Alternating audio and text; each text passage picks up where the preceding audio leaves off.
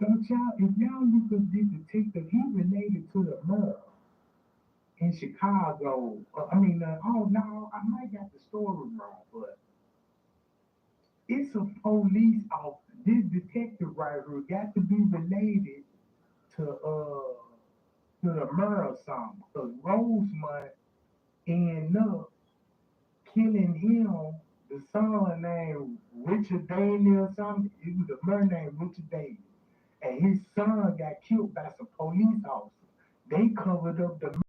It was so big. I was like, whoa, whoa. And then everybody knows Detective Walsh, right? Look, everybody knows Detective Walsh, right? Look, hold on, y'all.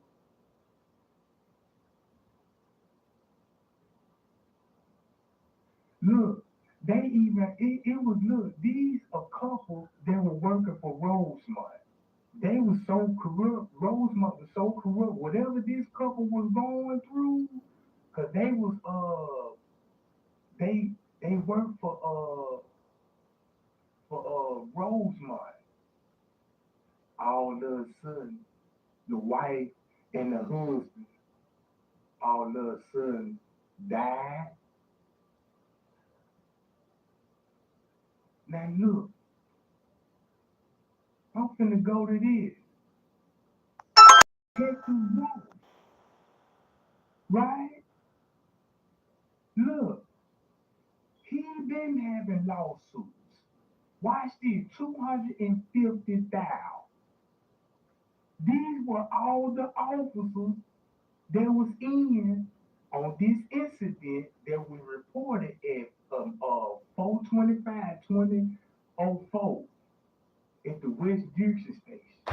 These are all the officers right here that was involved with the shooting of the murder. Son, look, you got the police here in the group was near the division Wells Street in April of 2004 when they encountered a group including Ricardo Vanico, the nephew of there was the nephew of Richard M. Davis. You see what I'm saying? The group got into a verbal argument and suddenly shot him. You know what I'm saying? Look. Here go the whole incident report. Look, this over here by the hood.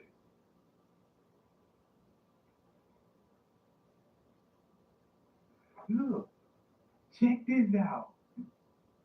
He worked on the Kenneka Jenkins case. Look, if you read this, right, here go all the police officers that was involved. Bruh,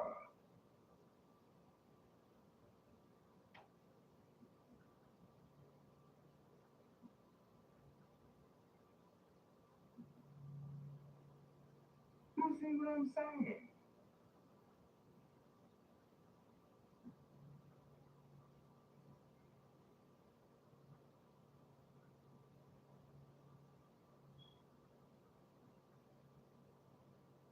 David Koshman was walking with a group of people near Division and Wells Streets in April 2004 when they encountered a group that included Richard Veneco, a nephew of then Mayor Richard M. Daley. The groups got into a verbal argument. Suddenly, without provocation, Veneco punched Koshman in the face, knocking him to the ground. Koshman hit his head on the pavement, resulting in skull fractures and massive internal bleeding.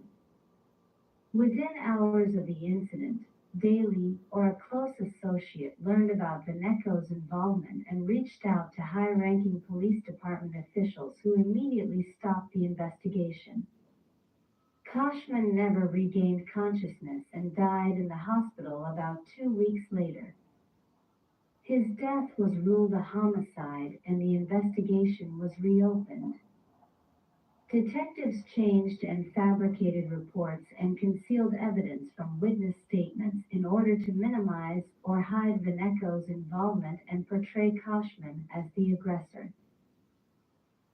The reports were used by the Cook County State's Attorney's Office to avoid bringing criminal charges against Vaneco. In 2011, a new investigation was ordered by then SUP Jody Weiss, but detectives once again fabricated information and conspired with Bailey's office and the state's attorney's office to. Now keep this in mind.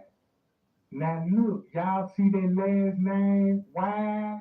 That's the same last name that Roland Weiss got, right? The Roland Weiss. Now you got Jody Weiss. It's your funeral home connection right there. Look, that's your funeral home connection right there, bro. Look, check this out. Ensure that Veneco wouldn't be charged. In 2012, a Cook County judge appointed a special prosecutor in the case. After he was indicted, Veneco pleaded guilty to involuntary manslaughter.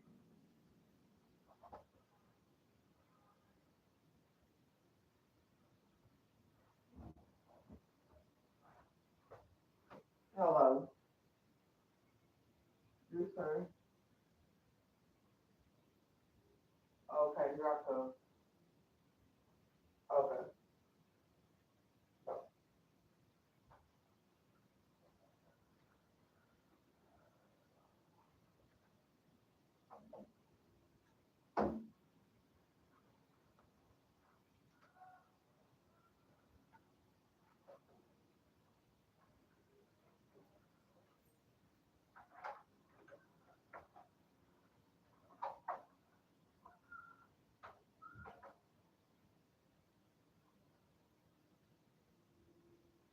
Check this out, gang. So now that's your connection with the funeral home. Roland Weiss, you got Jody Weiss. Jody Weiss is related to the funeral home that was in the freezer. You know, when they perpetrated him like he was the coroner, but he was really the funeral home. You know what I'm saying? So now you see that you got your funeral home connection. You know what I'm saying? But it probably ain't got nothing to do with this misconduct file when it comes to the murder and the nephew. But the same people is connected. So now look, watch this. Here go two other police officers that's in the kenneka Jenkins file.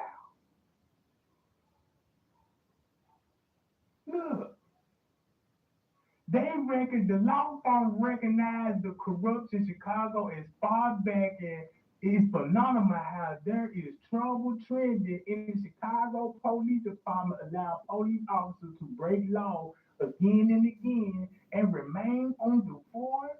Look, sometimes they reported two police officers, you know, in the city internal corruption, Officer Richard Rizzo and Dennis P. Silver.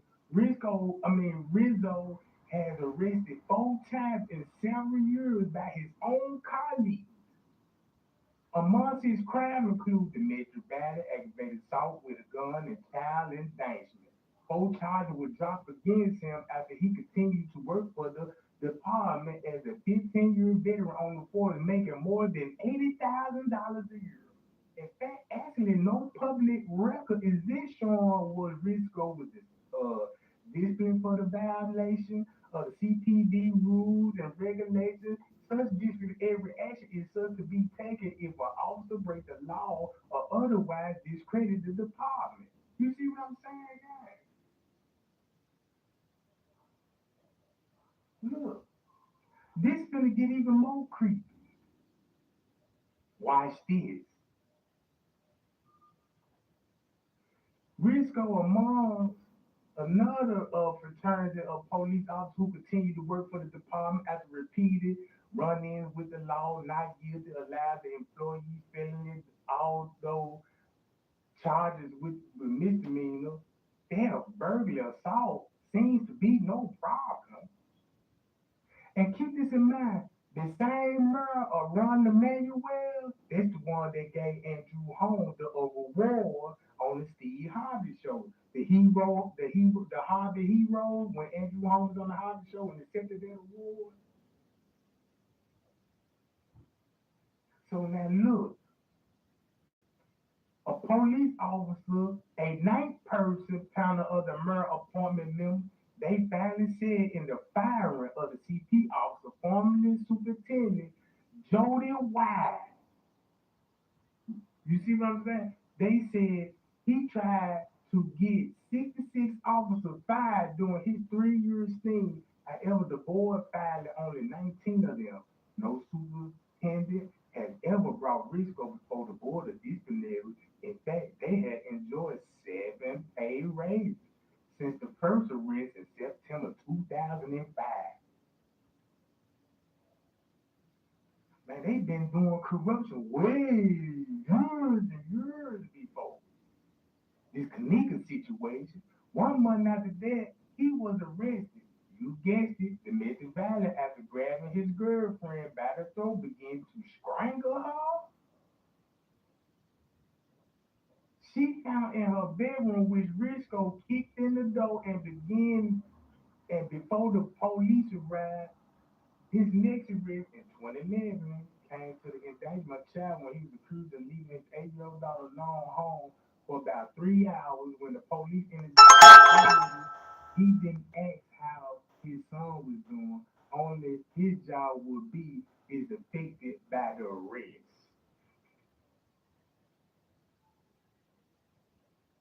Look, here go another officer, Danielle Silverman. Pleaded guilty to racially charging crime without a Wisconsin bar, outside of a Wisconsin bar. So he was charged with a racial crime outside a bar in Wisconsin. Now look, keep this in mind how Wisconsin finna come into play with King Rob, Pino Brown, and T.Y. Rowland, because T.Y. Rowland got tied to Wisconsin too. Because if you look at T.Y. location and King Rob location and look at their faces, they gotta be related, you know. Because he looked just like King Rob. He looked like King Rob when he was in his goddamn 20s. And now we finna connect all this to straight drop police all the way down to the goddamn president.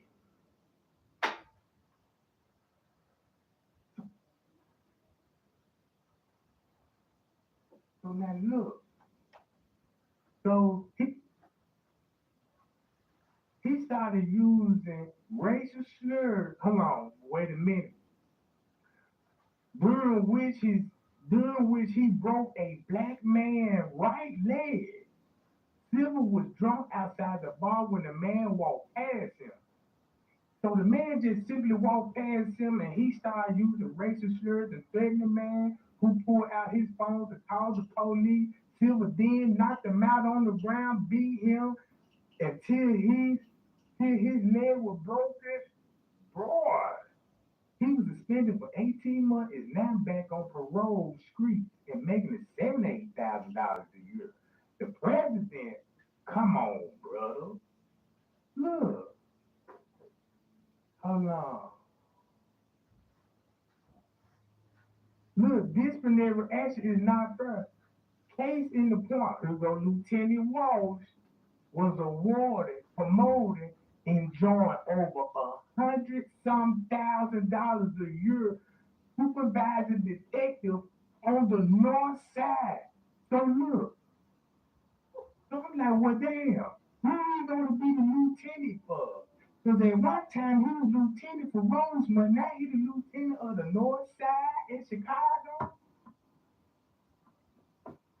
And then look, these people got their own investigating program, bro.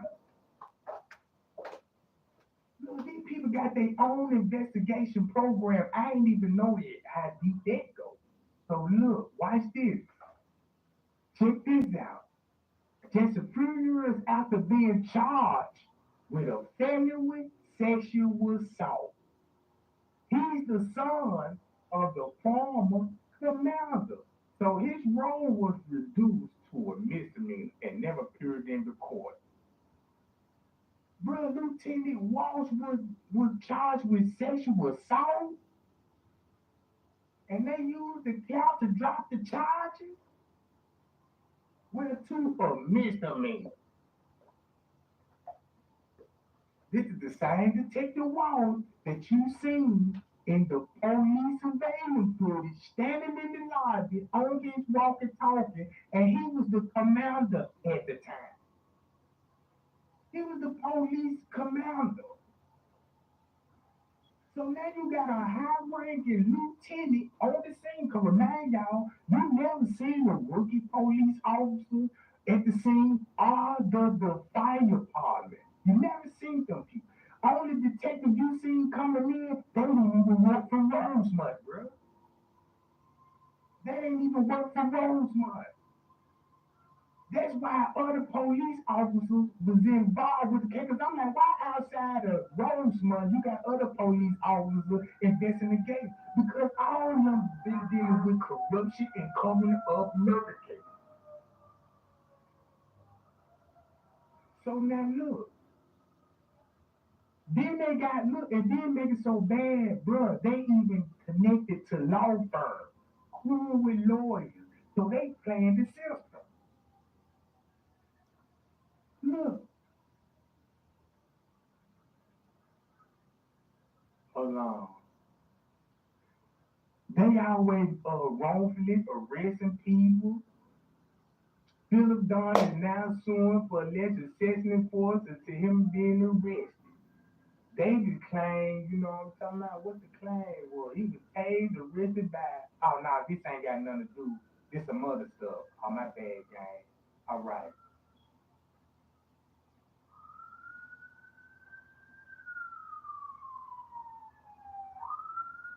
So look, here goes the news article on the situation with the police. You see what I'm saying? Look, Chicago police tapped Cushman officer that was under investigation for training detectives. Now this how serious it gets. Cause these people got a school where they can go to and you can learn how to be a detective. You sign up for it, you know, so this what all the police this what they did. Just say you worked on the police force and you probably got fired and stuff. Somehow they came up with a program of business dealing with investigations since they already got their license and stuff, so they founded their own company. And that's where all the crooked police officers come in and play it. Look, hold on, y'all. Look, y'all keep sharing. Y'all keep sharing. So this dealing with the mayor and the nephew with Lieutenant P. Walsh, who was accused of sexual assault at a gas station in Michigan, ended up pleading guilty to lesser charge, admitted slash and crucial case file. Cause look, they fell officers. They fell officers, bro. So it was some personal thing going on with these folks, bro. If these people is on the same police force and he ended up dead.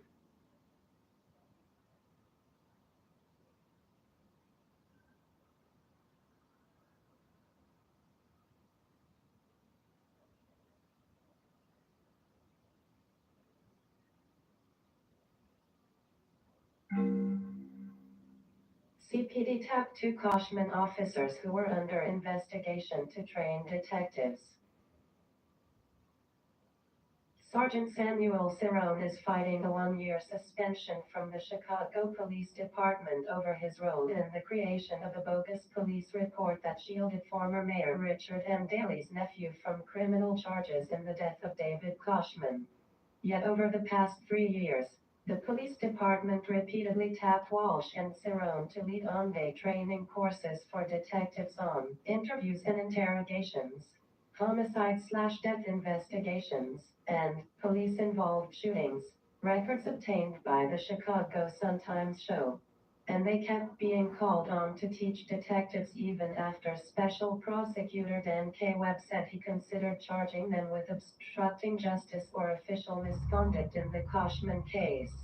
Webb ultimately decided he didn't have enough evidence to convict them and left it to City Hall to discipline them. Under the watch of former suit Gary McCarthy, Walsh and Cerrone jointly taught 11 pre-service and refresher training classes at the Police Academy for Detectives. The refresher classes were all for lead homicide investigators. Cerrone also taught 2 additional classes by himself. All but 2 of the classes were held while John Escalante headed the Detective Bureau, which oversaw the training sessions. Escalante is now the department's second-in-command after serving as Mayor Rahm Emanuel's interim police superintendent following McCarthy's December 1st firing. Police spokesman Anthony Guglielmi had no explanation as to why Walsh and Cerrone were allowed to teach while under investigation, other than to say supervisors within the entire Bureau of Detectives rotated through as class presenters. Walsh and Cerrone both carried clout in the police department. Each had received so-called merit promotions, bypassing the normal testing process. And both men's fathers also were Chicago cops. Walsh and Cerrone got involved in the Koshman case in January 2011. That was after the Sun-Times asked to see files on Koshman's killing, which had gone unsolved for nearly 7 years. Walsh told his commander he couldn't find the original files, many of which turned up 6 months later. Then sued. Jody Weiss ordered a reinvestigation, and the case was assigned to detectives under Cerrone's supervision. On February 28, 2011, the Sun-Times published the first of dozens of stories about the police department's handling of the case, which Cerrone's detectives closed the following day, wrongly asserting that Daly nephew Richard J. Benico had punched Koshman in self-defense. The Sun-Times investigation led to Webb's appointment as special prosecutor, and Benico's indictment for involuntary manslaughter, guilty plea and 60-day jail term. Webb also focused his investigation on the police officers and prosecutors who failed to charge Daly's nephew. During Webb's investigation, Walsh and Cerrone teamed up as class presenters, starting with a pre-service detective training session on January 9, 2013, about a month after Benico's indictment. 2 months later, the Sun-Times published a story detailing Walsh's 2004 arrest on a charge of criminal sexual conduct. He'd been accused of groping and licking a female gas station clerk. Walsh could have faced up to 15 years in prison if convicted of that felony charge. But the victim stopped cooperating with authorities, and Walsh ended up pleading guilty to 2 misdemeanors. He also was handed a 30-day suspension by then-suit Phil Klein. They taught another 5 classes between February and June 2014, all after Webb released a 162-page report on his investigation that cited Walsh 4 times as being involved with missing files from the Koshman case. Webb found no evidence Koshman said that. But Walsh and Cerrone did teach one more class, on March 27, 2015, as Ferguson was still investigating them. The records obtained by the Sun-Times show. It's unclear why. After finishing his investigation in December, Ferguson recommended that 6 cops be punished, including Cerrone and Walsh. In February, Escalante moved to fire Walsh, who decided to retire at 52 and begin collecting his pension.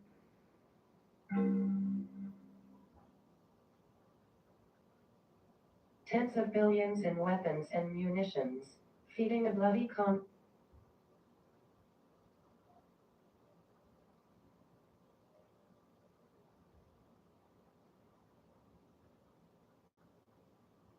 Now look,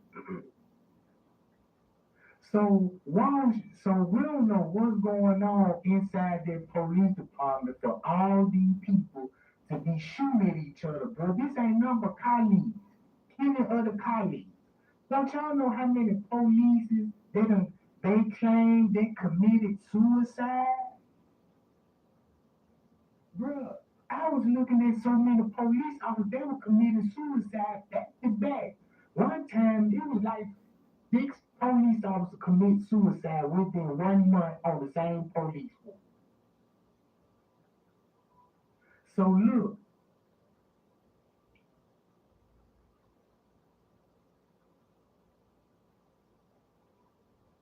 here we go right here. Now, it was a prosecutor that was on the case. And he was corrupt. He tried to get the people off on the charge he was hiding files. Don't y'all know this man just said, get the files and threw them away. These people couldn't even find the file because he sabotaged the file. So if you look at Walsh's history, he been going there with other police officers. They acting like gang members. And then you got Hollywood, got TV shows.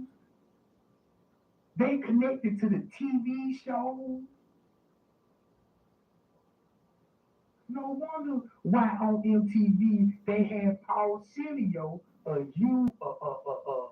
Hollywood detective that used to be in law enforcement, ended up getting fired and sued for wrongfully convicting black people, planting evidence. You see what I'm saying? So now look at this article, right?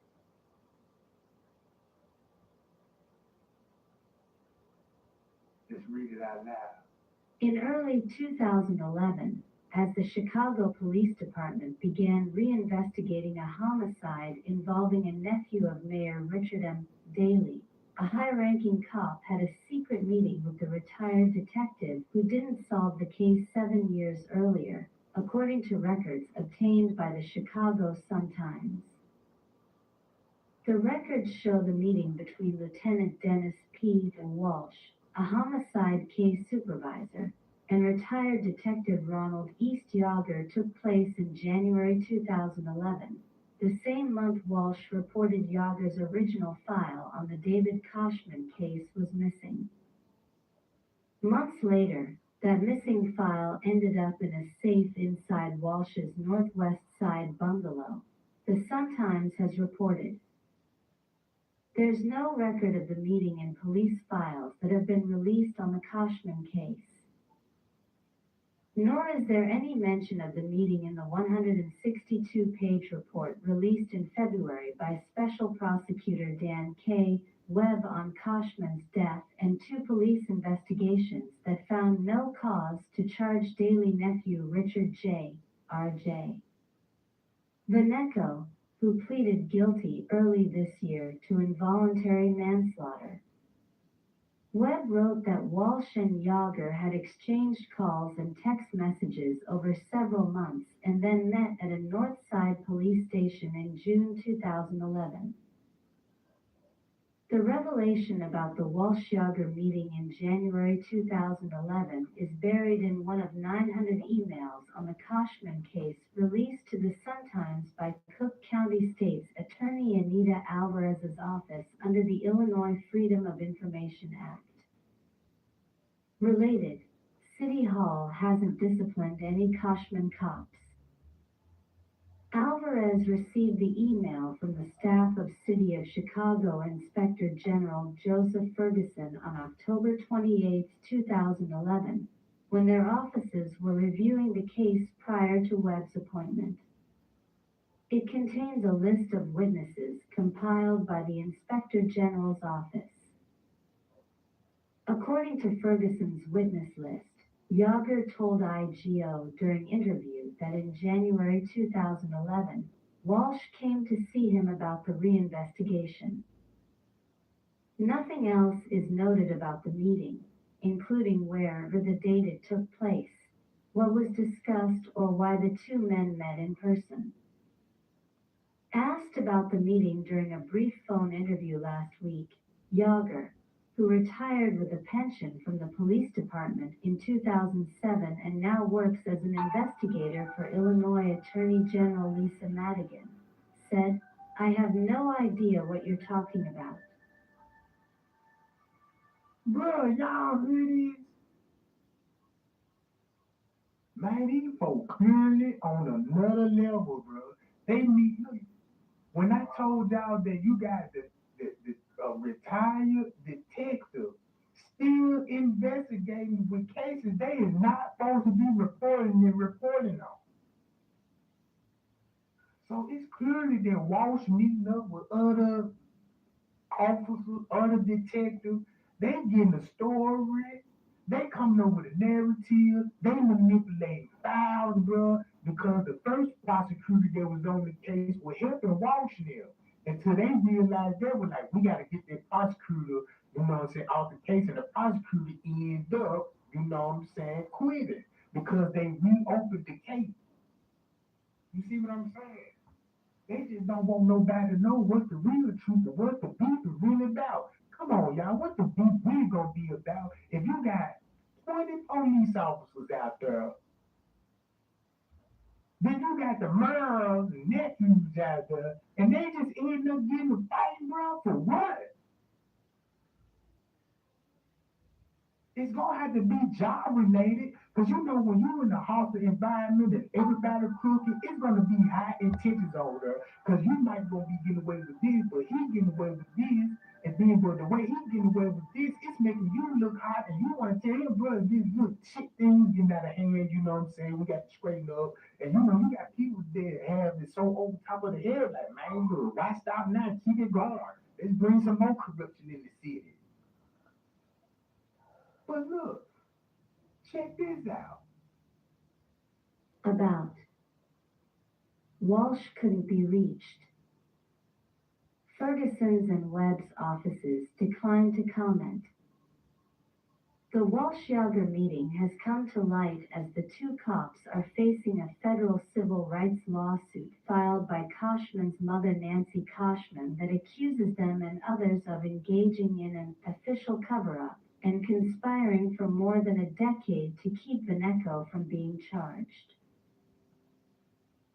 So this was exactly in the kenneka Jenkins report. Everybody knows that report it was made to cover up.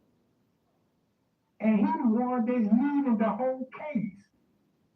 You see what I'm saying? He been accused of these crimes and done it again. In Rosemont, bro, he did the same thing.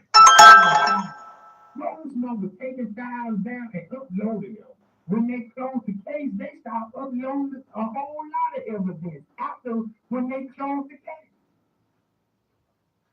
Then you got a whole complete different file. When the case closed, now they pull out a whole new case of files. And like, well, where these files come from?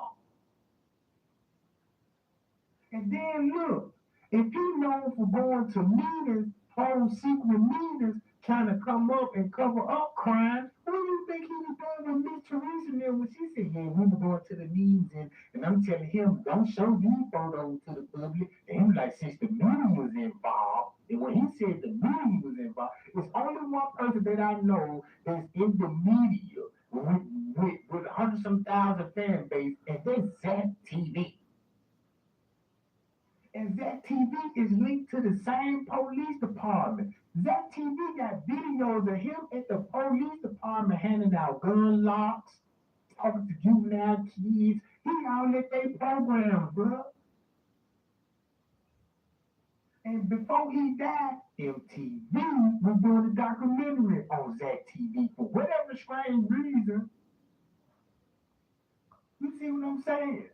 He did the same thing in the kenneka Jenkins case, in this case, what we talking about.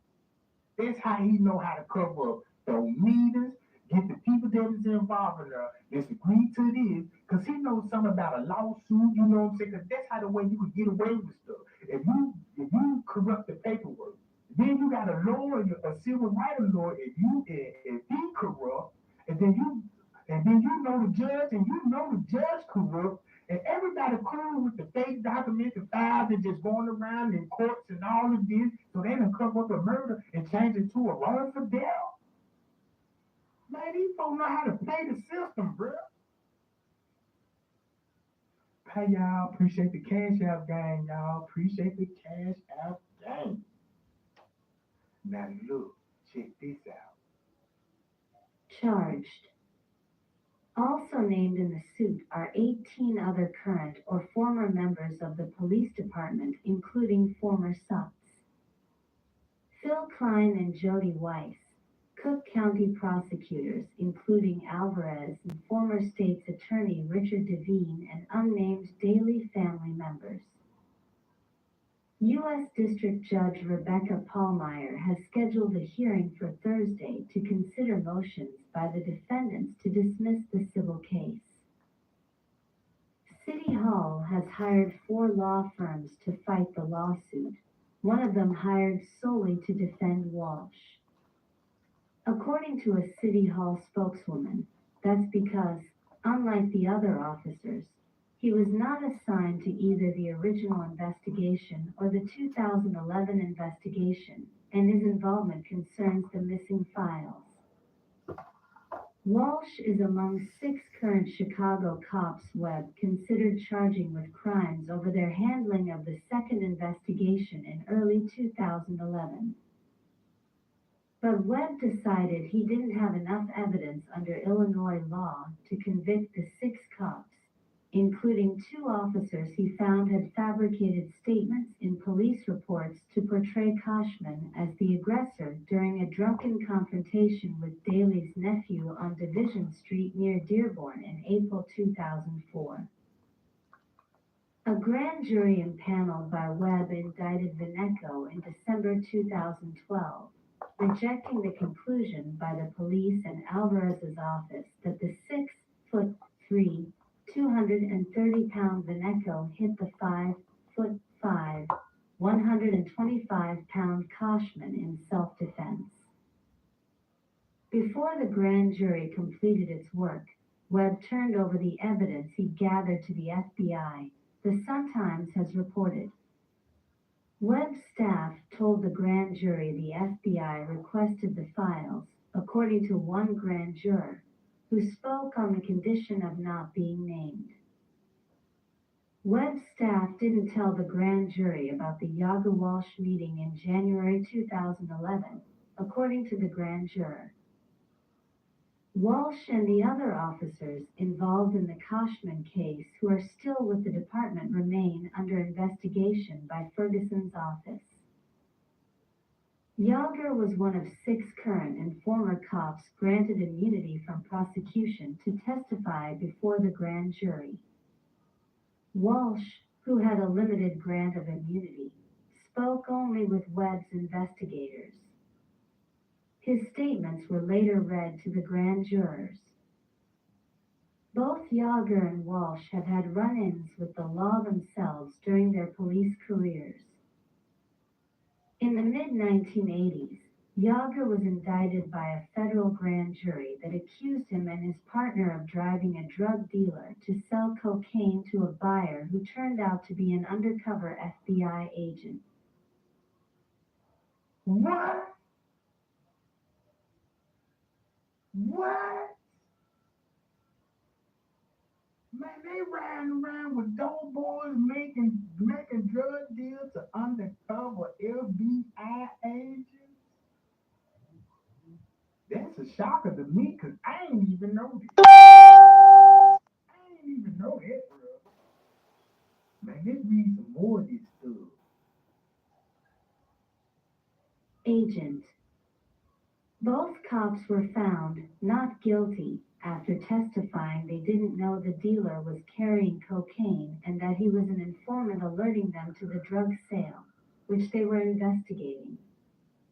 Yager never faced a police disciplinary investigation in the case.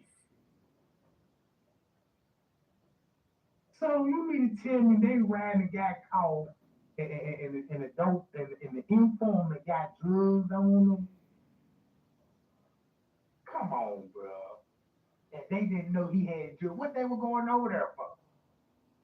Sounded like they were going over there to do a dope deal. Didn't even know this the FBI. And he already an informant, so shit. He must been working for the FBI family just to set them up in the trap to get them charged or something. See, now the fans already know what's been going on with this crooked stuff in Chicago. It's like it's so corrupt that it's so public that it done got normal to the media now. Like, you got another corrupt scandal, like, oh yeah, they doing it again. You know what I'm saying? But they just don't know how much money it's causing the taxpayers. It's coming out their pockets, bro. So they really ain't losing nothing. They making $100-some thousand a year. Just imagine all the bribery that they get paid up undercover with all these cover ups. Now we see how Andrew Holmes will be in the play, talking about, yeah, he met up with the police chief, and you know what I'm saying? They showing him video. Listen to this. Case. 10 years ago, Walsh was charged with criminal sexual assault, accused of groping and licking a gas station attendant near Kalamazoo, Michigan. He pleaded guilty to reduced misdemeanor charges, and the police department suspended him for 30 days. Yager worked on the original Koshman investigation while a detective in Area 3 on the north side.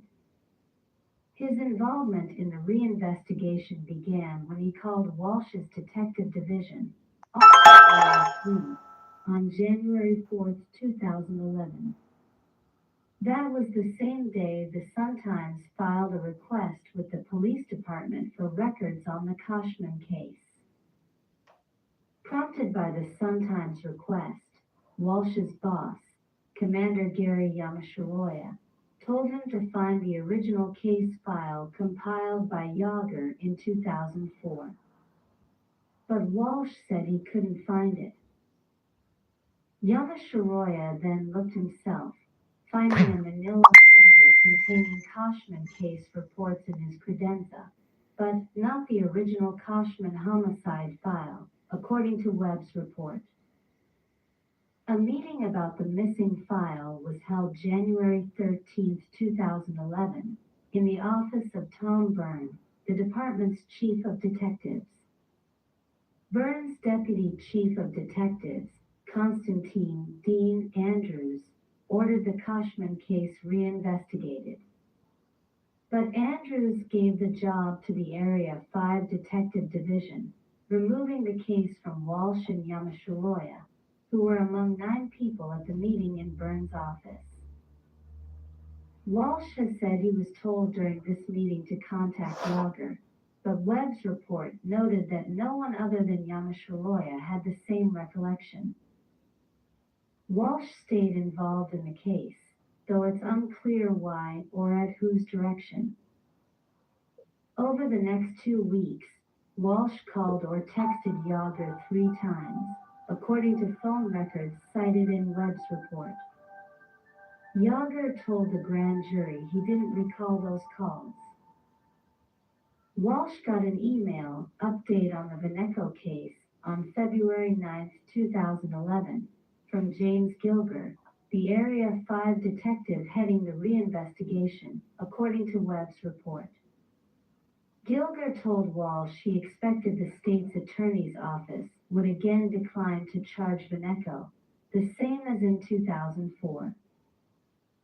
On March 1, 2011, Andrews ordered the case closed. Walsh called Yager again on April 20, 2011, 5 days after Ferguson demanded the police give him all original detective interview notes from the David Koshman investigation. On June 28, 2011, Yager had a more than 4-minute telephone conversation with Area 3 and possibly Walsh himself, according to Webb's report.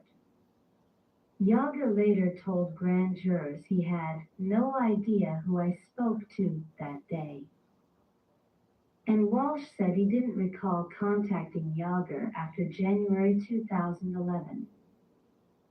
The next evening, Walsh reportedly found the original Koshman homicide file on a wooden shelf in the Area 3 Violent Crime Sergeant's office in a blue binder sitting on a shelf that had been previously searched, according to Webb, who wrote that some documents were missing from the file.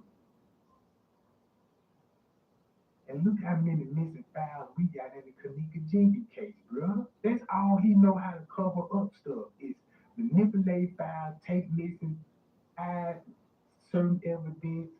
Come on, bro. Everything lining up.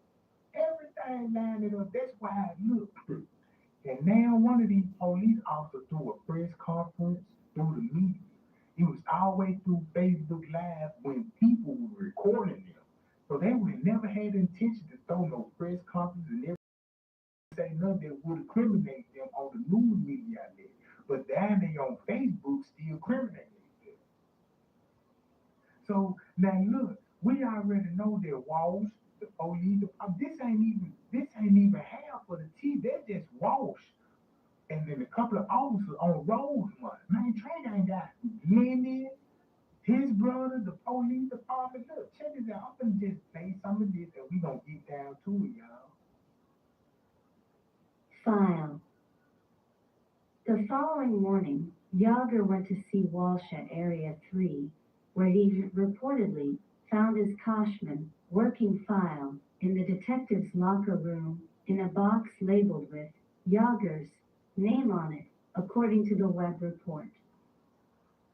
In an interview with Webb's investigators, Yamashiroya stated that it was both embarrassing and shocking that missing files, both the discovery of the original Koshman homicide file as well as Yager's working file, were turning up with little explanation for their sudden appearance. During his interview, Walsh told investigators that he was surprised that Yager gave him a second set of Koshman files only one day after the Koshman blue 3-ring binder had been discovered. The next day, July 1st, 2011, Ferguson's staff interviewed Yager, who told them he'd had the face-to-face meeting with Walsh in January, according to the newly obtained witness list. The disappearing and reappearing case files in the Koshman case have led to policy changes within the police department, according to a police source. Since the Webb report was released, new policies have been implemented regarding homicide files to ensure the proper maintenance, the source said. All homicide files were moved to more secure locations, where there is also more controlled access. Further, an inventory was conducted to ensure that all other files were accounted for.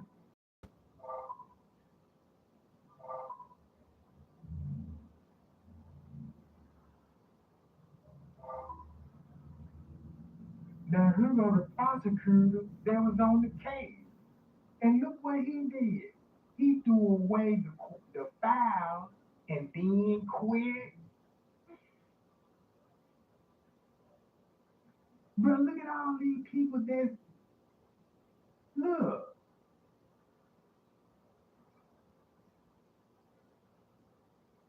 The prosecutor who declined to charge former Mayor Richard M. Daley's nephew in the killing of David Koshman, and apparently threw away the case file, has left the Cook County State's Attorney's Office, the Chicago Sun-Times has learned. Darren O'Brien no longer works in the state's attorney's office. The state's attorney accepted his resignation letter approximately 6 weeks ago, said Sally Daly, a spokeswoman for Cook County State's Attorney Anita Alvarez. According to county records, O'Brien, 56, retired on December 30th as Daly nephew Richard J. R.J. Vaneko was awaiting trial for causing Koshman's death. O'Brien had worked in the state's attorney's office since 1984, when he was hired under Daley, who was state's attorney before he became mayor. Vaneko, 39, pleaded guilty to involuntary manslaughter on January 31st, prompting Special Prosecutor Dan K. Webb to release a report that, among other things, criticized O'Brien for failing to charge Vaneko in 2004. O'Brien, of Palos Park, couldn't be reached for comment Monday. He was among 24 witnesses who testified before the grand jury that indicted Vaneko. Vaneko's daily family relationship had no impact in forming my opinion that charges were not appropriate in this case, O'Brien told grand jurors on May 8, 2013. As chief of the state's attorney's felony review unit between 2001 and 2008, O'Brien has told the Sun-Times he personally handled about a dozen high-profile cases each year. Koshman's was among them.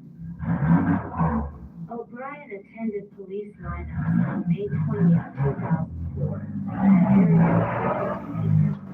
at area in Western, where he interviewed Koshman's 4 friends and Vaneko's 3 companions who were with them. 2 bystanders also viewed the lineups. But O'Brien didn't interview those witnesses, saying he relied upon CPD reports for their versions of the confrontation between the 2 groups outside the late-night bars along Division Street on April 25, 2004. Although detectives had concluded that Vaneko had struck Koshman based on witness accounts, they wanted to see if any witness could pick Vaneko out of a lineup, something O'Brien said was absolutely necessary to establish the identity of any prospective offender. Witnesses said the biggest guy involved in the confrontation had punched Koshman in the face, and the 6'3", 230-pound Vaneko was significantly larger than his companions. But no one could identify Vaneko when he stood in the lineup alongside 5 cops, all who were bigger. O'Brien told grand jurors he could not conclude who punched Koshman, but whoever pushed or punched Koshman did so because they were acting in response to Koshman's aggression. Webb pointed out that even though O'Brien and CPD did not speak to Vaneko, according to O'Brien, he was nevertheless able to divine Vaneko's actual state of mind. The state's attorney's office has no paper or electronic files of the Koshman case, even though O'Brien was required to create a felony review folder with information on the witnesses he interviewed. O'Brien had told his supervisors he didn't recall creating a file, according to Webb's report. But O'Brien told a different story to the grand jury. O'Brien further testified that after he completed the May 20, 2004, witness interviews, he likely brought the felony review folder back to his office to await further contact from CPD. Webb wrote, according to O'Brien's special grand jury testimony, he likely kept the Koshman folder in his office desk drawer for some time, but and nothing more happened in the case. He threw the folder away. In his 3 decades as a prosecutor, O'Brien, who made $116,349 a year, had been involved in several high-profile cases, including the Browns Chicken Massacre. Man, look, all I can just say, bruh, these people making hundreds of thousands of dollars. They make, it's like all the corrupt officers, they making hundreds of thousands of dollars. And the people that's making like 30, 40,000, them nobody. Them people just probably in a dog of what's going on with the corruption and they police scandal. But it's a reason why you got these detectives making $100,000 a year, the mayor making $100,000 a year. Look at all this money these people generate. You see what I'm saying? Now I gotta look up the Brown Chicken Massacre.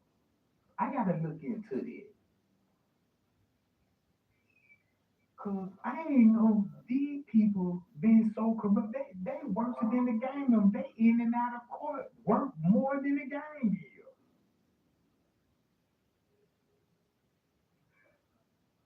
So now check this out. O'Brien, who made a failed bid for judge in 1998, is part of a political family. His first cousin James Boz O'Brien operates the Riley's Daughter Tavern at Midway Airport under a city contract. Another first cousin, Kevin O'Brien, is married to Patricia J. Cullerton, the 38th Ward Democratic committeeman whose family has been involved in city politics since before the Chicago fire of 1871. Man, look how far you can go back to their family tree and see who all related. Look, you can see who all related, right? Let's go to this. Now look at these files. Now check this out, right? It wasn't even no fire department there, and it wasn't no regular police officer there. So guess what they did when it came to the police frequency?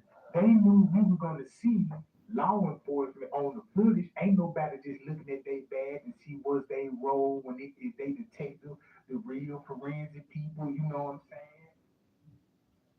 So look, they done came up with a police frequency with the police and the fire department, and they never was on the walkie-talkies on the goddamn footage. You see what I'm saying? So now y'all see that why would the police and the fire department would be on the same frequency talking about the Kenneka jail over the walkie-talkie like this?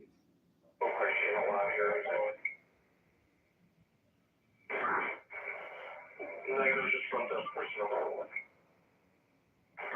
I can't see if they could radio order to be locked, or if they could radio order that emergency is up on the lobby, so I'll get it all of it.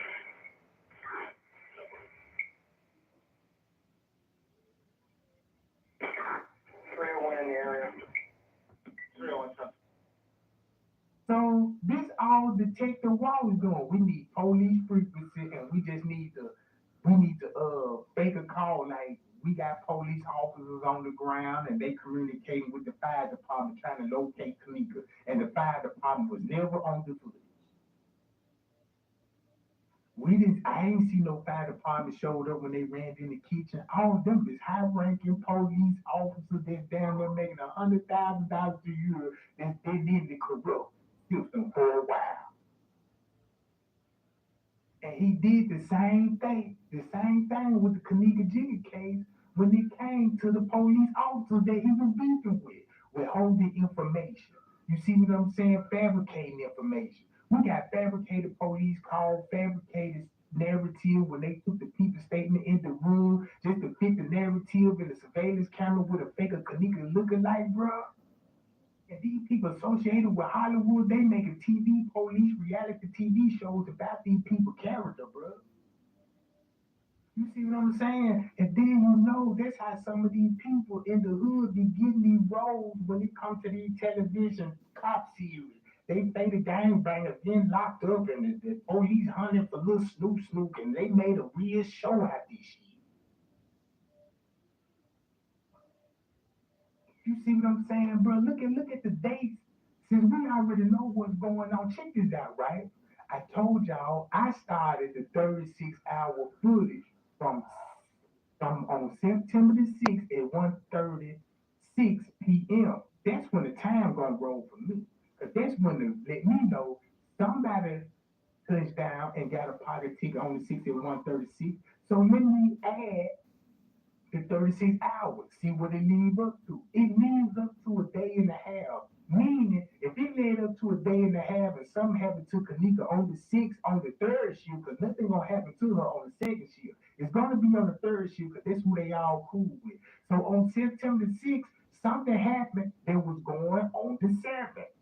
You see what I'm saying? Because you have witnesses saying that they saw Kenneka on the 7th, but not the 8th. So boom, something happened between that time going on 7th. So boom, Kenneka could have been in danger. She could have been in trafficking for them 36 hours. We don't even know that part. But I know she's going to be there and something happened for them to start a 36 hours investigation for a person that came up missing in a hotel and only stayed for 2 hours. Where the other hours come from? Starting out with September the 6th, the pocket ticket. You add that up, something happened between that 36-hour footage, and that's the reason why they had to book room 926 to get everybody to come to a party. So just to release Irene videos that were pre-recorded. Pre-recorded. So these people was at the party. Come on, bro. Look, I'm tearing these folks' ass up, bro. Look at the date, and y'all know it's gonna be a reenactment on the 9th, because you know nothing that happened to Kenneka on the 9th, because it's already happened 36 hours. Within that 36 hours, it took them for 36 hours to cover the case up first. You got to cover the case up first, even before you think about a reenactment, bro. So it took them 36 hours to do it, and now you got September the 9th, and now you got Miss Teresa on the phone perpetrating Kenneka still alive and talking to Irene, let's go to the party and all this, because we found out the real time when this text message was sent out. Talking about you want to go to the show, they weren't even at 11 that night. They was earlier through the day. You see what I'm saying? It's like 5 and 6 in the afternoon talking about going to the shows and all of these stuff. Because look at Kenneka, she wasn't even at the house. If you look at from Kenneka, she had to made it there from the 6th and nobody did heard nothing from Kenneka again. Now listen to the dates in the police call. Fabricated.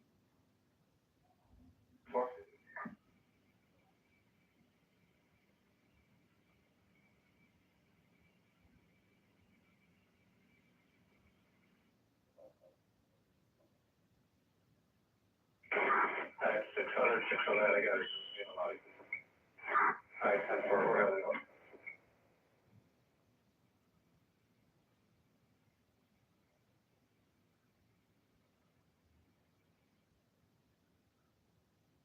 And don't y'all remember in the first investigation, guess who they said they found Kenneka first? In the investigation. Guess who they said they found Kenneka in the freeze? Detective Walsh. Detective Walsh in the beginning said he was the police that found Kenneka in the freezer. Not the police, law enforcement.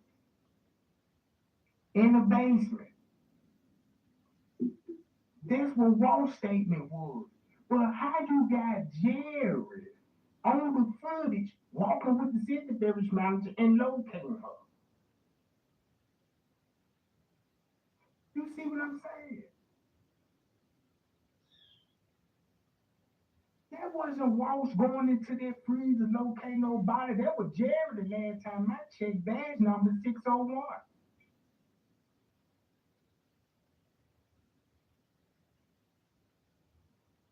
You see what I'm saying? Look how when you lie, it's going to eventually catch up with you if you just study the lie.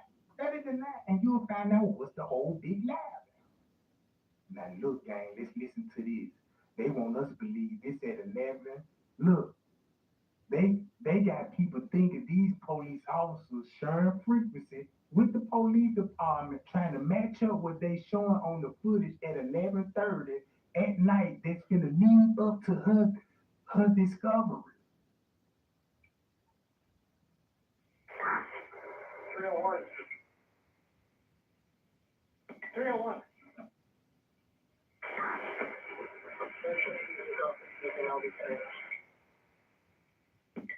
Time 4.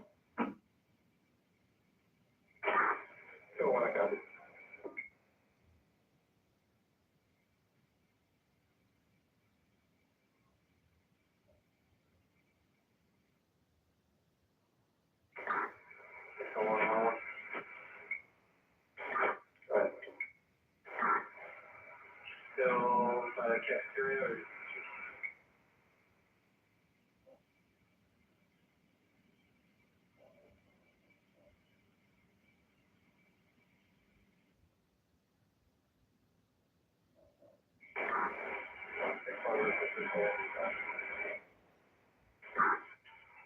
Good. Yeah, there are numerous areas in this case location. Don't know if I stray on the firehouse and everything. Secondary search, secondary research, secondary school.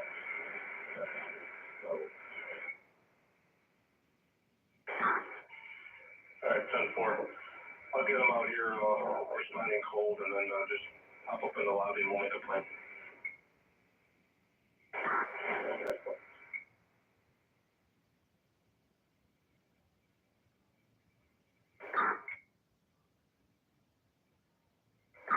Give me 1 to 600, you still want me to stay outside with family?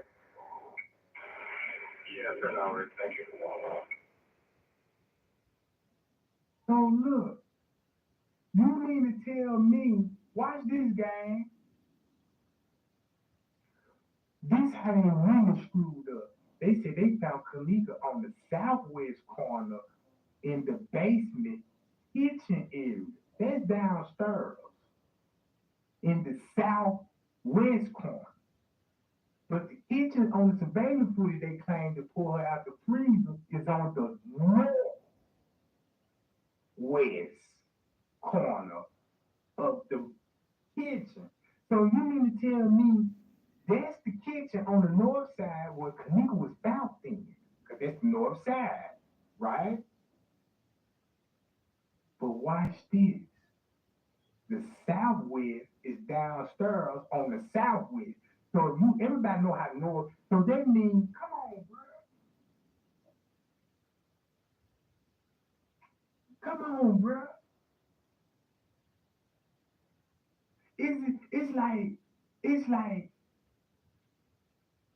the kitchen they talking about downstairs is gonna be in the same area, but on the south side and not on the north side.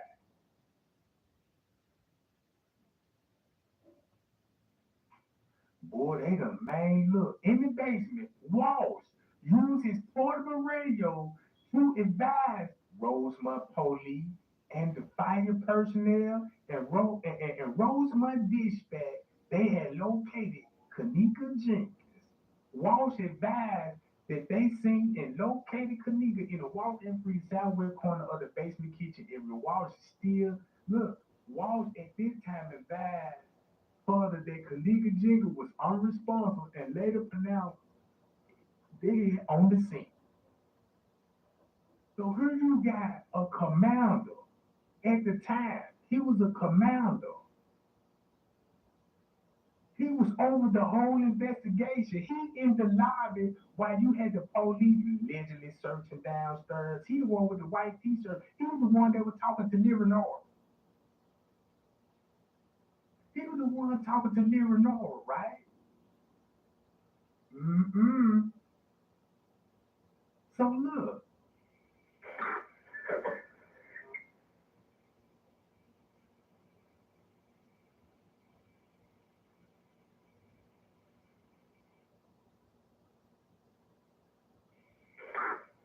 Give me 1 to 600.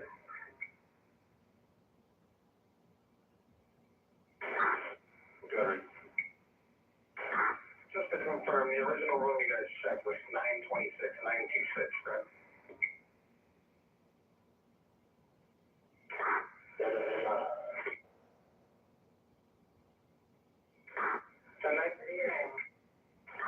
Yes, 926 is the one that was shot. Alright, 10-4.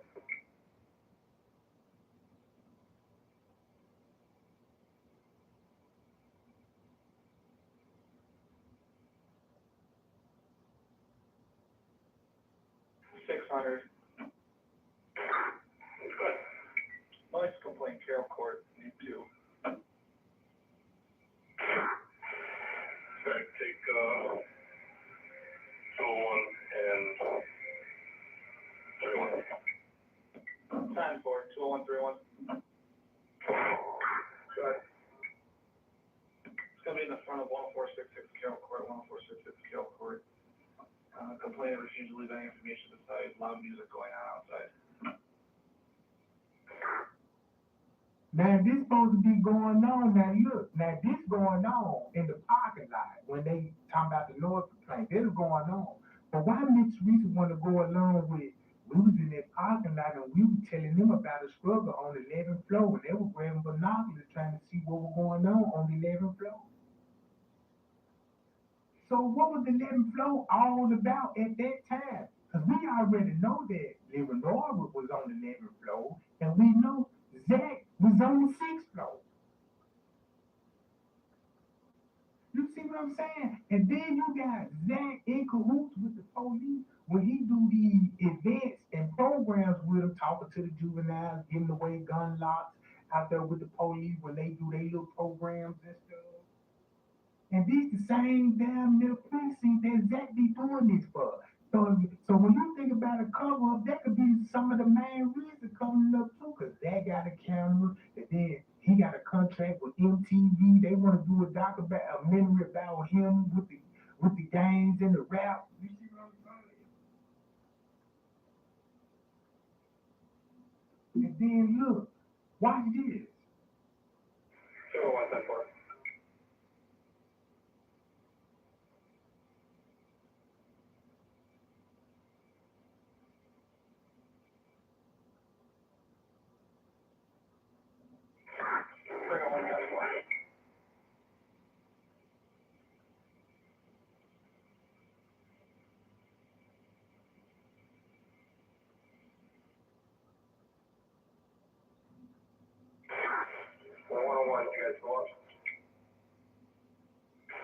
We're trying to figure out what's going on. It sounds like ticket is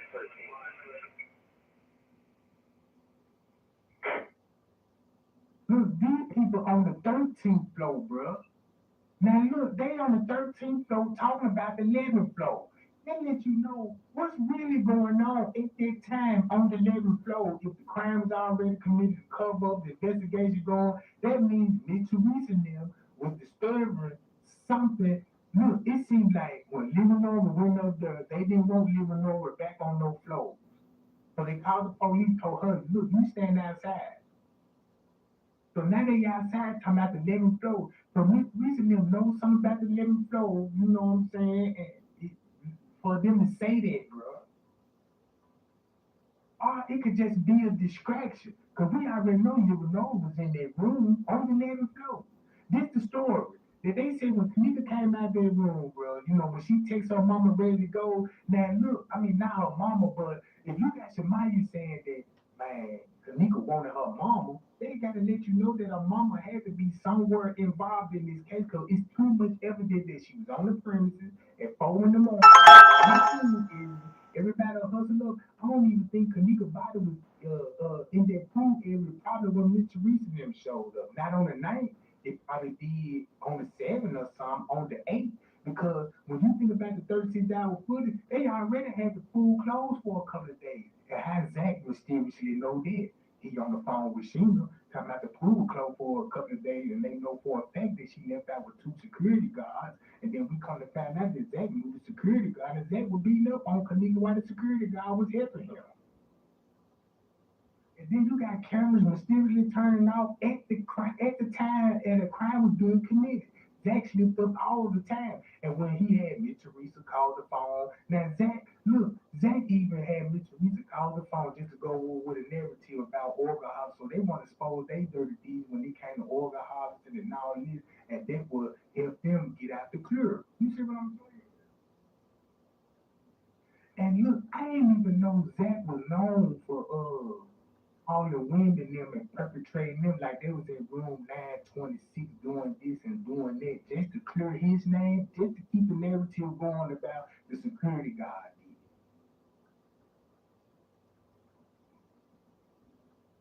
Now all of a sudden you went to working with the police. Now you scared of them and stuff. You see what I'm saying, bro? Look at this, bro. For you, 13.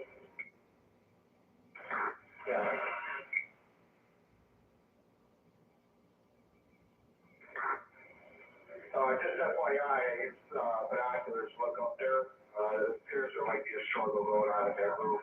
Hard to tell, but from the binoculars and from the very limited view I had, it could be a struggle going on in this.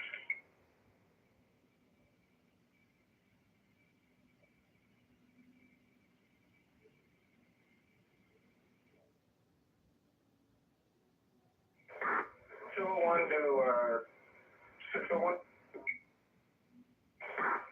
Go ahead. If you work your way down the hallway on that floor, the second room from the last, so if you work your way east, second room from the last room, that's there's someone looking out the window up there that may match the description.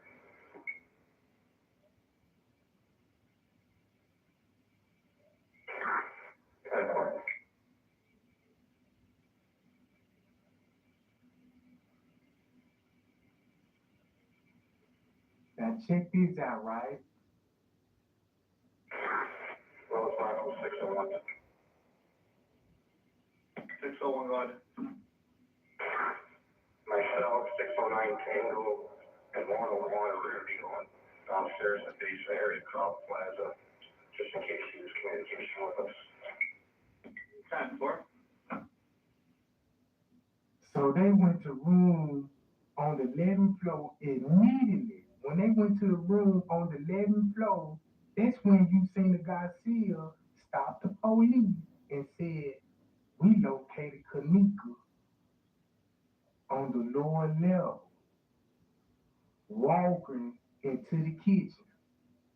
This on the lower level. That's why the police went down there.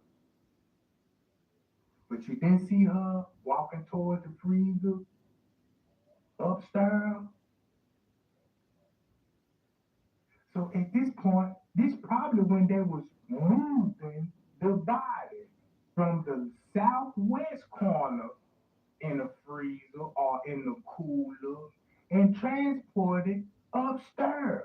That's why Mr. Reese was telling everybody, look, the beverage manager was in that freezer, was in that kitchen with Kenneka for 2 hours, came out. He came out, but she did. How she know he was in the kitchen for 2 hours? Cause for far as 54 keys video, we couldn't even find them on the footage. You see what I'm saying? So look at all the stuff that Miss Teresa know and was telling people. Look.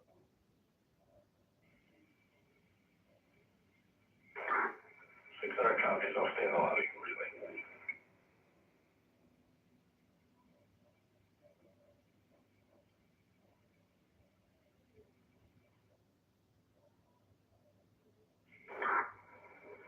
Come to the Crown Plaza. That's what I got back. Alright, go to the front desk, grab the binoculars we left there, go outside to the family, and have them show you the room. That's what. So all this going on. This one down from the top, let's try and figure out everything's floor 13. Look, they doing all this at the same time. Police in the basement, police upstairs. 201, 101.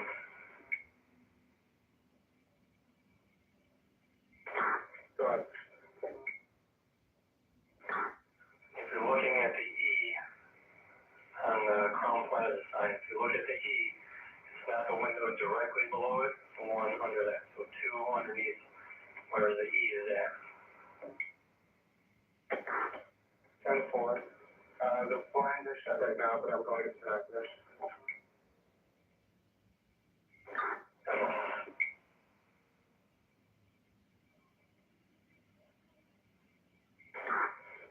All right, 201 or 101.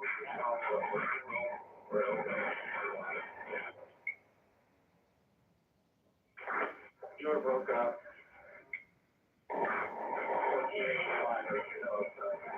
Party.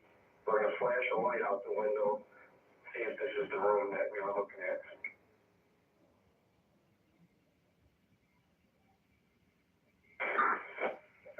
Stand by. I'll tell you what out there.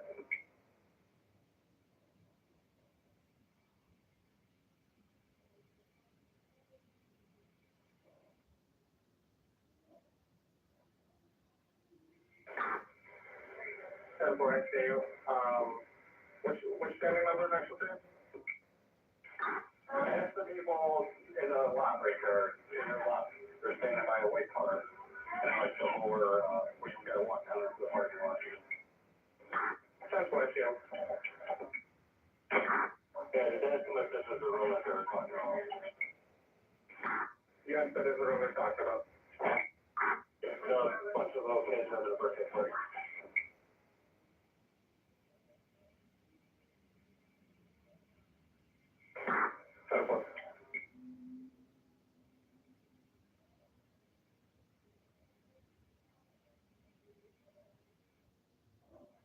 Sorry.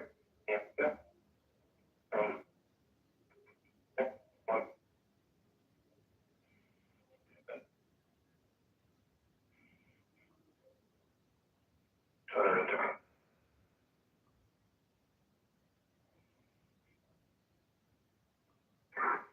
Actually, it was 101, just going to do a supplemental to that original call. Time for just want to close one with Cat. Yeah, I don't know if you open up the new car, but you're going to do a shot to the original call. Time for 101 found property report. 9550 William Street Garage. Meet up with auxiliary Corporal Roland about a wall that he found. That's one.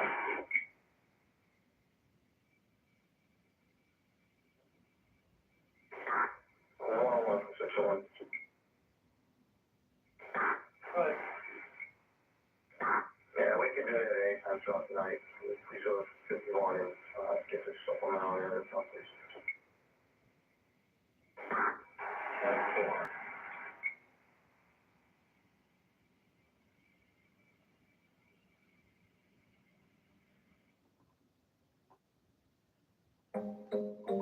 Wix is your platform to perform on.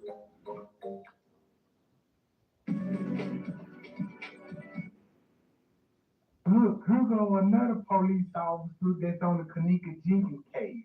He's the chief over there at North Lake Police Department. And then you got Walsh and them in cahoots with Lakeland Police Department in Chicago. This another police chief. So the whole time, the people that did the interviews was police chiefs, bruh, lieutenants and detectives that is not working for Rosemont. This is a third party detective investigation.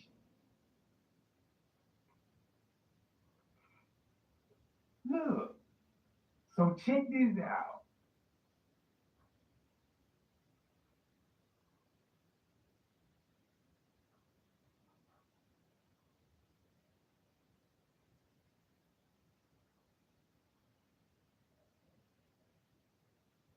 They was getting a lot of complaints for the department, you know what I'm saying? They were talking about the police was starting trouble, so they took a survey and see what was going on in the police department. When they met up with him and gave him the results, cause they were showing him complaints, you know what I'm saying, and comments and stuff. And the first thing he did, his face turned red, and he just absolutely just got up and walked out the meeting, real unprofessional.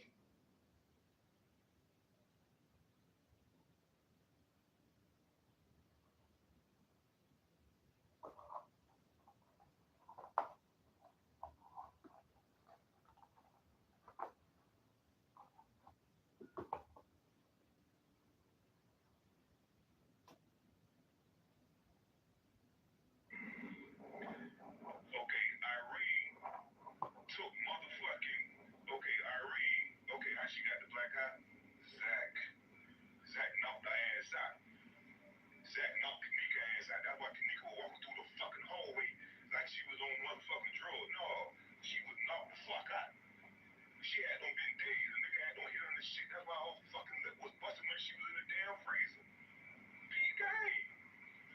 check this out, right? This real talk now. Zach wanted to fuck Kenneka. As soon as Kenneka got to that motherfucking hotel, and she found out that Zach was in that motherfucking room with her ex-boyfriend, she wanted to go. Hell no, fuck this shit, nigga. I ain't gonna be around this shit. So now here go Monifa. Nah, girl, just stay.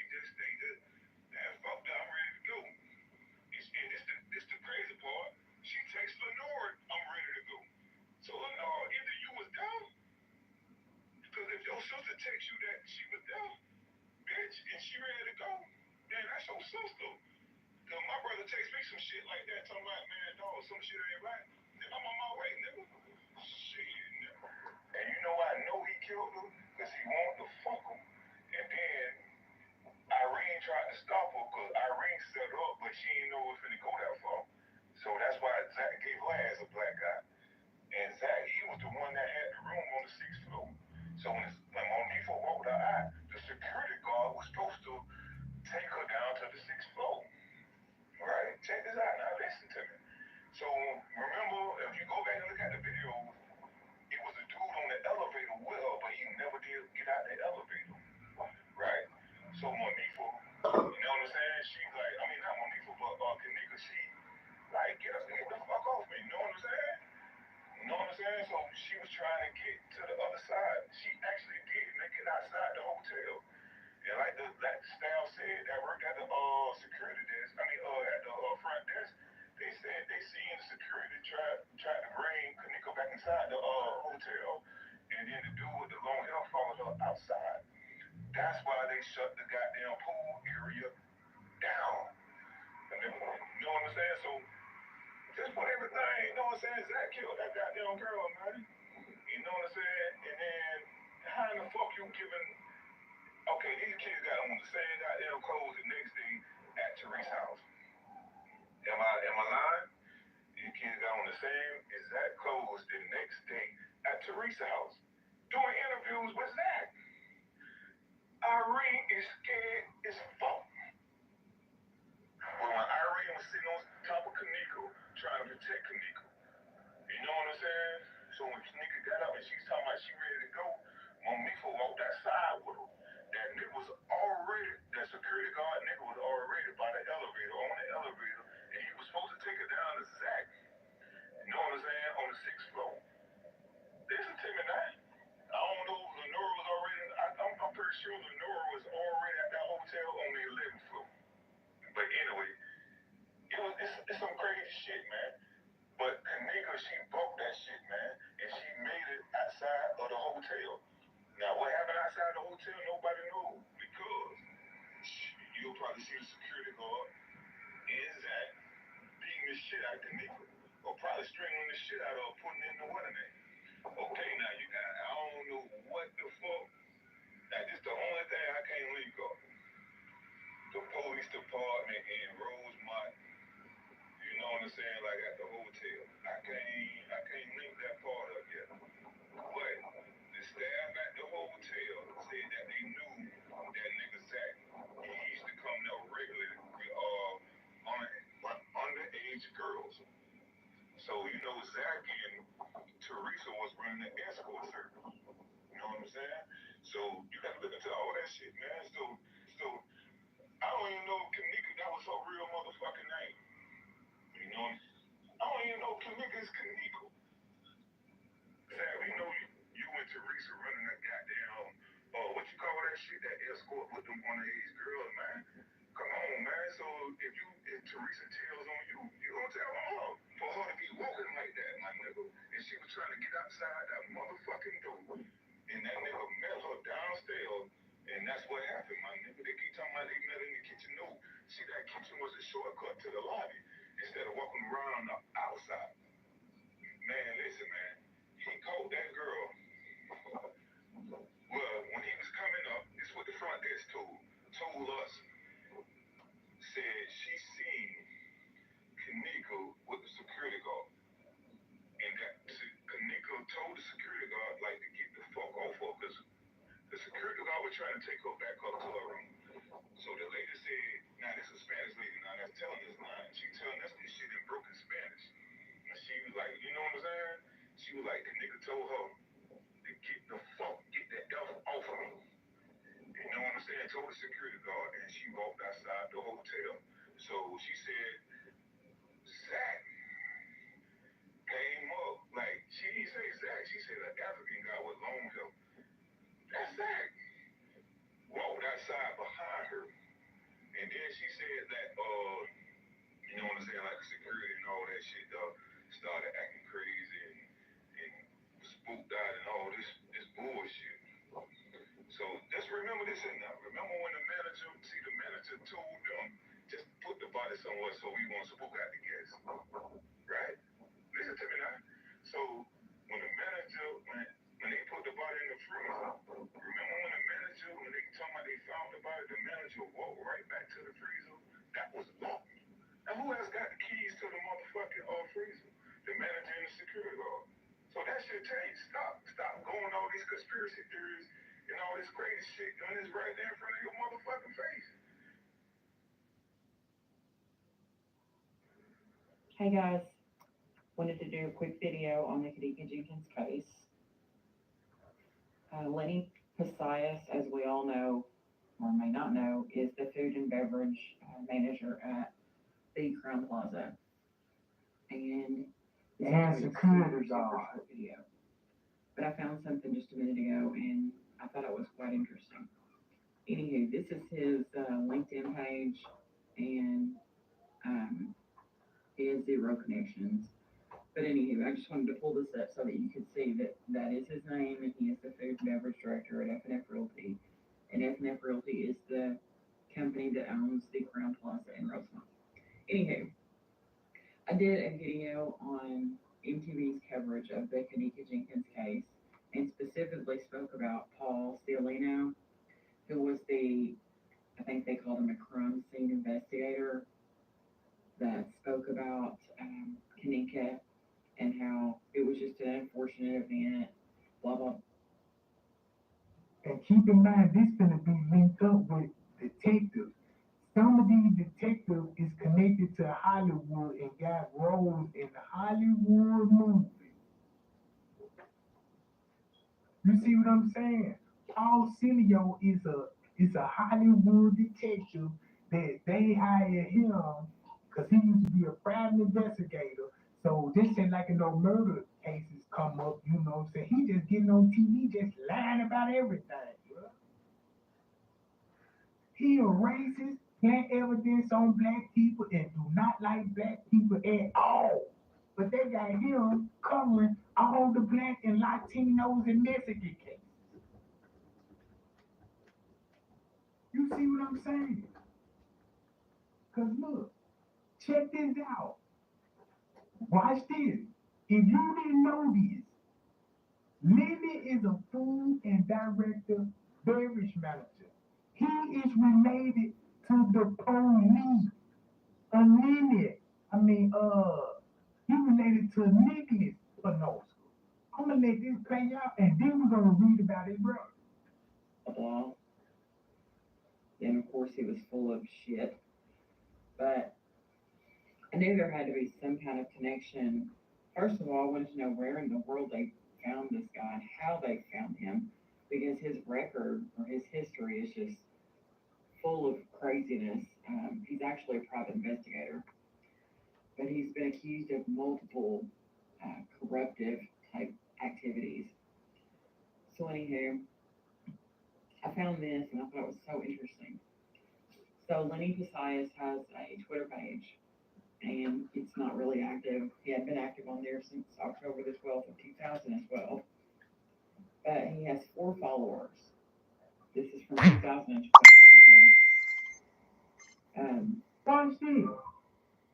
Now, I don't know when this person started following him, but regardless. Look who we have here, the very last name, Paul Cialino. So I thought that was really interesting. That's the same detective that was talking about Kenneka, her in the freezer. So now you see that he's connected. He's been connected with him. Years before the kenneka Jenkins case ever happened, and he all of a sudden mentioning it on Hollywood, and Hollywood had control over the case from the beginning. You see what I'm saying? And since you made that connection, and then you mean to tell me Lenny got a police officer that was involved in the kenneka Jenkins case, his brother Nicholas Panoso?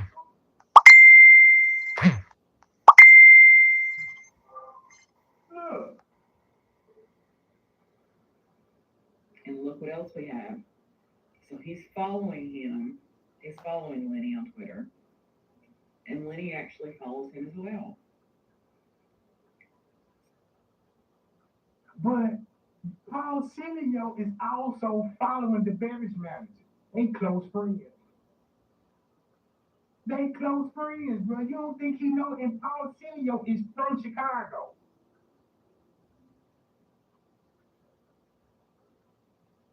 You see how strong the connection is now? Now watch this. So I thought that was really interesting to make a connection there. But anywho, that's all I have right now. I'm working on.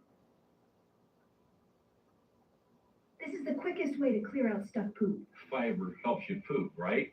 Nope. What about drip? Playing the crime scene. I usually do. I wanted. Hey guys, I wanted to do a video.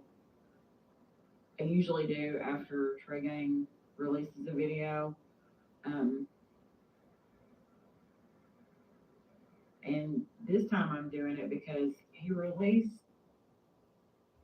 this photo of Lenny Posias, the food and beverage manager at the Crown Plaza. He released this post from something, I assume that's Facebook, and it says, "Pie-yow, Jack. I'm the only YouTuber got tea, and check this out. There's more, Jack." So now look, she finna expose Nicholas' brother. Cause y'all remember I talked about his brother before. Cause Hell of a Chick was the first YouTuber that put me on. That's when everybody wanted me to collaborate with YouTubers. So, you know, Hell of a Chick was in my inbox heavily. So I would collaborate with Hell of a Chick. You see what I'm saying? And she was feeding me valuable information. So when she discovered this, I'm basically putting everything together. You know what I'm saying? So you got Nicholas Panoska, brother with Lenny Panoska, and he connected to the Hollywood detectives that was talking about kenneka in the freezer. And look at all these law enforcement connections that these people is connected to Merle, police chief, lieutenant, and their whole family is a part of the police. These people come back from a large family of politicians and law enforcement, real estate owners and everything. This is what these people into, bro. Look, listen to this. Really glad that he did, because I just knew there had to be something there with this guy. It was in helping clean the crime scene. YouTuber got tea, and check this out. There's more, Jack. This is who was changing clothes and helping clean the crime scene, the beverage manager's brother. Well, I have been checking on this guy for a minute. I couldn't exactly tie him in though, like he did, so I'm really glad that he did, because I just knew there had to be something there with this guy. His name is Nick Mathias, and I found a few things on him. This is one of the things. There's a website for police officers in the Chicago area, and you can search to see what all kind of misconduct they have had, charges against them, etc. And it shows you how much they cost the city. So on this one right here, let me go back so that you can see what I'm talking about. Nicholas Posias, Police officer who was named in 2 misconduct lawsuits that cost the city of Chicago $115,000. He was on the force for 13 years, 8 months, blah, blah, blah. And it shows everything they've got on the case, okay? The case or cases, I should say. Okay, so this first case, there's your case number if you want to look it up. Cost them $15,000 for excessive force.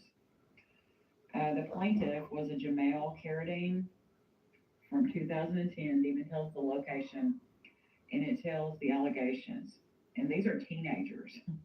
This is wrote on here about teenagers. This is crazy.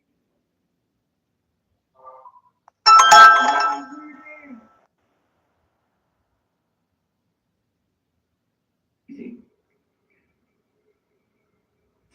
It says teenagers Jawan, Jamel, and Jaquan Carradine are after a neighbor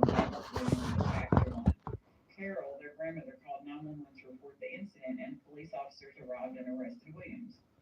Williams was released from custody several hours later and returned twice that afternoon to threaten the boys, shouting obscenities and causing a disturbance. On his third unwelcome visit, Carol called 911 again, and officers Kavalauskas, Pisias, Spain, Radler, and Beazle appeared at the scene. Instead of arresting Williams, the officers handcuffed, kicked, kneed, tased, and pepper sprayed the Carradine boys. The eldest, Jamel, was asthmatic and suffered respiratory failure from the pepper spray. Carol called 911 again.